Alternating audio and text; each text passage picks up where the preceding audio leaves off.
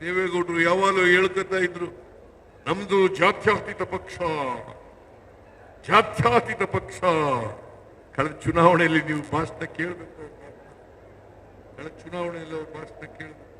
ಏನಂತ ಹೇಳಿದ್ರು? ಮತ್ತೆ ಬಿಜೆಪಿ ಅಧಿಕಾರಕ್ಕೆ ಬರಲ್ಲ.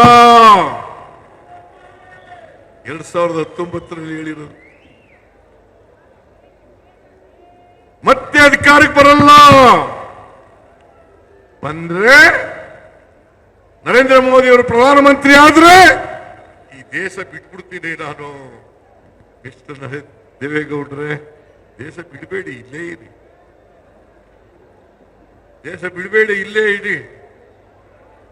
ದೇಶ ಬಿಡಕ್ ಹೋಗ್ಬೇಡಿ.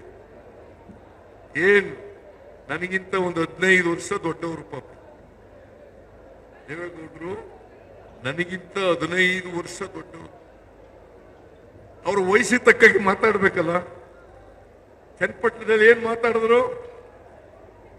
ಸಿದ್ದರಾಮಯ್ಯನ ಗರ್ವಭಂಗ